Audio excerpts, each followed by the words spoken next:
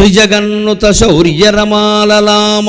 ఆయన పరాక్రమం ఎటువంటిది అంటే 3 లోకాలలోనూ అంతటి పరాక్రమవంతుడు మరొకడు లేడు. రామరావణ యుద్ధం ఒకరోజు 21 రోజులు జరిగింది అని అంటారు. రామరావణ యుద్ధం ఆ 21 రోజుల్లో ఒక రోజుని రావణాసురుడు దొరికాడు. చివరిలో రాముడికి చంపేవలసిన వాడు కూడా వదిలిపెట్టాడు.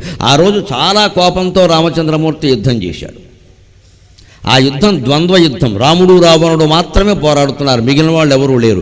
ఆ బాణ పరంపర రాముడు వేసేది రావణాసురుడు వేసేది ఎలా ఉందంటే మిగిలిన వాళ్ళు అక్కడ పొరపాటుని 1 మైల్ దూరంలో ఉన్నా చచ్చిపోతారన్నట్టుగా ఉంది. ఆ సవ్వడికే చచ్చిపోతారన్నట్టుగా ఉంది. చందన స్థితిబడౌజ క్షత్రు జడ్జకృక్షమా గర్మరుద్గరుచ్ఛాత్కృతములు క్రవ్యాదరాడ్గాత్ర కనద అసృగ్గాఘన హవ్యభుద్భువుకృతక్షూత్కృతములు అని ఆముక్త మాల్యదలో వర్ణిస్తాడు. ఇలా ఘోరంగా రాముని బాణాలు ఎలా ఉంటాయని అంత భయంకరంగా సాగుతోంది. ఆ యుద్ధాన్ని చూసి జాంబవంతుడు, హనుమంతుడు, విభీషణుడు, లక్ష్మణుడు అందరూ దూరంగా జరిగిపోయారట.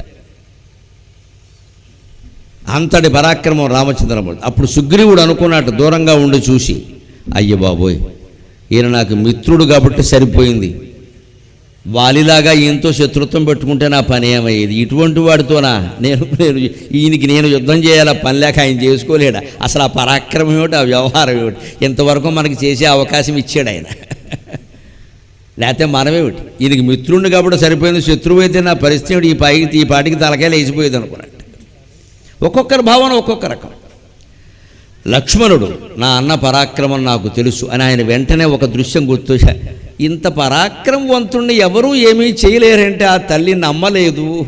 వెళ్ళు వెళ్ళు లక్ష్మణ అని నా ప్రాణం తీసేసింది. ఆయనకు వచ్చిందన్న కన్నీటి పొరపాపం లక్ష్మణుడు.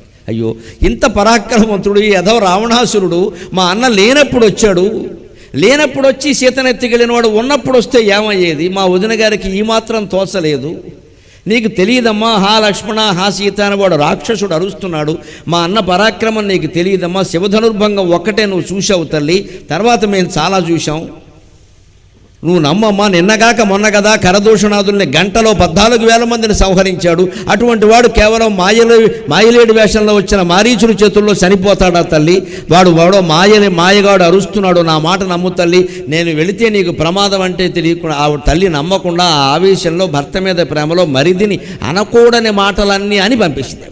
ఆ విషయం గుర్తొచ్చింది లక్ష్మణుడికి. ఇంత పరాక్రమవంతుడిని శంకించింది ఆ ఇల్లాలు. బహుశా అతిస్నేహక్కలు పాపశంకి అంటారు సంస్కృతంలో. మనకి ప్రేమ ఎక్కువ ఎక్కడుంటే అనుమానం అక్కడే ఉంటుంది. అతిస్నేహక్కలు పాపశంకి అంటారు. ప్రేమ ఎక్కువ ఉంటే అనుమానం అక్కడ ఉంటుందంటారు. అందుకే ఆ తల్లి అలా శంకించిందేమో, లేకపోతే ఇంతటి పరాక్రమవంతుడినా శంకించడం అనుకున్నట్ట. హనుమంతుడు చాలా భక్తిగా దండం పెట్టుకున్నట్ట. ఇటువంటి స్వామికి సేవ చేసుకోగలగడం ఎంతనా అదృష్టం నిజంగా అనుకున్నట్ట. ఒక్క జాంబవంతుడు ఒక్కడే విపరీతంగా ఆలోచించాడు. ఈ పరాక్రమాన్ని చూసి ఇలా ఓసారి ఇలా అనుకుని దెబ్బలాడితే ఇటువంటి వాడితో దెబ్బలాడాలి, కోతులు కొండ ముచ్చులతో చేసాం పనికి మాలిన యుద్ధాలనే ఎంతవరకు, ఎలుగుబంటితోటి కోతులతోటి ఇవన్నీ పనికి మాలిన, కొడితే ఇలాంటి వాడిని కొట్టాలి, చస్తే ఇలాంటి వాడు చేతుల్లో చచ్చిపోవాలనుకున్నట్ట. వాడి సంకల్పం ఫలించింది. ఈవిడి కృష్ణావతారం వరకు బతికేడు వీడు. అక్కడ జాంబవతి కథలో సమంతకమణి పోవడం, అక్కడికి వెళ్ళడం, శ్రీరాముడే శ్రీకృష్ణుడై 28 రోజులు గుహలో ఉండి యుద్ధం చేశాడు వాడి సరదా తీర్చడం కోసం. రాముడితో యుద్ధం చేస్తే ఎలా ఉంటుందని జాంబవంతుడు రామావతారంలో కోరుకున్న కోరిక ఉందే, ఆ కోరిక దిక్కుమాలిన కోరిక నెరవేరడం కోసం వాడు అవతారం మారే వరకు బతికాడు. వాడు 1000 ఏళ్ళు బతికాడు. ఎందుకో బతుకు అన్ని ఏళ్ళు బతకాలి, ఈ కోరిక లేకపోతే పోతాం గొడవలేదు. ఇంత చేస్తే చేసింది యుద్ధం. పోనీ దేవుడు పూజ అయినా కాదు, గౌరవమైనా కాదు, ఆయన చేతిలో చావు తప్పి కన్నులు ఒట్టబోయింది అక్కడికి. అంటే ఒక్కొక్క మనిషి కోరిక ఇంత ప్రమాదకరంగా ఉంటుందండి. ఒకే పరాక్రమం ఇంతమంది చేత ఎలాంటి కోరికలు ఎందుకు కోరించిందండి. హనుమంతుడు ఒక రకంగా, జాంబవంతుడు ఒక రకంగా, లక్ష్మణుడు ఒక రకంగా, సుగ్రీవుడు ఒక రకంగా, ఇంతమంది ఇలా ఎందుకు కోరుకున్నారంటే వారి వారి మనఃప్రవృత్తులను బట్టి. మనం కూడా దేవుణ్ణి చూడగానే కలిగే భావాలు మనకు కూడా రకరకాలుగా ఉంటాయి. ఎందుకంటే మన మనఃప్రవృత్తులను బట్టి. దానికి ఆయన ఏం చేయలేడు. ఒకడు గుళ్ళోకి వెళ్ళి ప్రశాంతంగా దండం పెట్టుకోడు, ఒకడు పెట్టుకోడు, ఈ ఫ్యాన్ నేను ఇచ్చిందే, ఆ చెయ్యి నేను చేయించిందే అని పక్క వాళ్ళకి చెబుతూ ఉంటాడు. ఇది అహంకారం. వీడు పెట్టే దండం పెట్టుకోడు. వీడు ఎందుకు గుళ్ళోకి వచ్చాడు అంటే అవన్నీ చేయించాడని చెప్పడానికి. వెళ్ళినప్పుడు అలా చెబుతూ ఉంటాయి. అర్చకుల వారిని పట్టుకుని నువ్వు చెప్పాలి, మీరు చెప్పకపోతే ఎలా తెలుస్తుంది. పెద్ద గొప్ప విషయం, అశ్వమేధ యాగమా ఇదేమన్నా? ఇదే లేనిపోయిన అహంకారం ఇక్కడ. ఎందుకని వీడు ఆ దేవుడు ఏం చేస్తాడు, మామూలుగా వచ్చి దండం పెట్టుకున్నవాడు వాడు కోరిక ఏదో తీరుస్తాడు. ఈ ఫ్యాను ఆ చెయ్యి గురించి ఆలోచిస్తాడే, వీడికి ఆ ఫ్యాన్లు చేతులే మిగులుతాయి, దేవుడు దక్కడు వీడికి.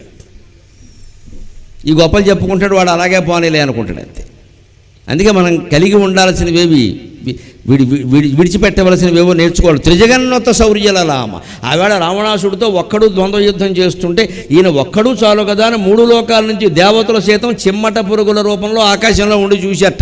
మళ్ళీ మనకు చూసే అవకాశం రాదని ఇటువంటి యుద్ధం. రామరావణయోర్యుద్ధం రామరావణయోరివ గగనం గగనాకారం సాగర సాగరోపమక. రామరావణయోర్యుద్ధం రామరావణయోరివ. ఆకాశం ఎలా ఉంటుందంటే ఆకాశంలాగే ఉంటుందన్నారు. సముద్రం ఎలా ఉంటుందంటే సముద్రంలాగే ఉంటుందన్నారు. దానికి ఉపమానం లేదు. రామరావణ యుద్ధం ఎలా ఉందంటే రామరావణ యుద్ధంలాగే ఉందండి, ఉపమానం లేదన్నారు. ఎటువంటి కవి కూడా దానికి ఉపమానం చెప్పలేడన్నారు, అంత ఉపమానం. అందుకని త్రిజగన్నుత శౌర్యలనామ దుర్వార కబంధ రాక్షస విరామ.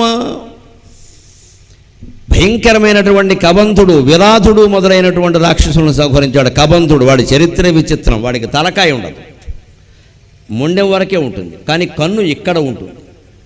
మొండెం వరకే ఉంటుంది, ఇక్కడ ఉంటుంది. పూర్వజన్మలో నిజానికి వాడు మహాతపస్వి.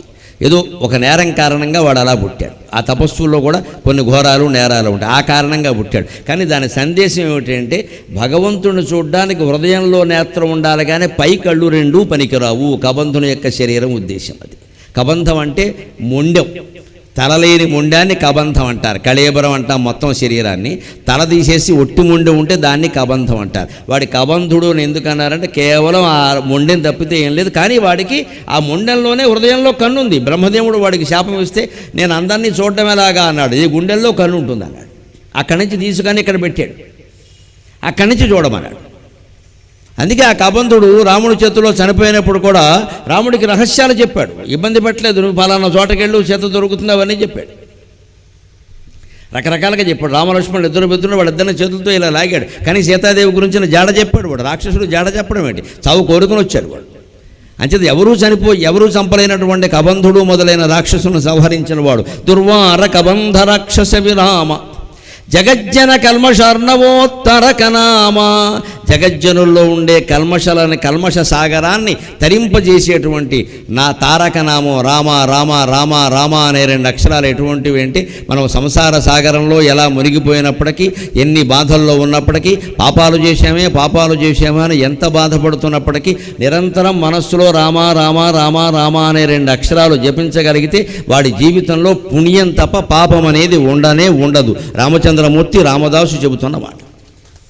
శ్రీ రఘురామ చారు తులసీదళధామ క్షమాది శృంగార గుణాభిరామ త్రిజగన్నుత శౌర్య రమాలలామ దుర్వార కబంధ రాక్షస విరామ జగజ్జన కల్మషర్ణవోత్తరకనామ భద్రగిరి దశరథి కరుణాపయోనిధి.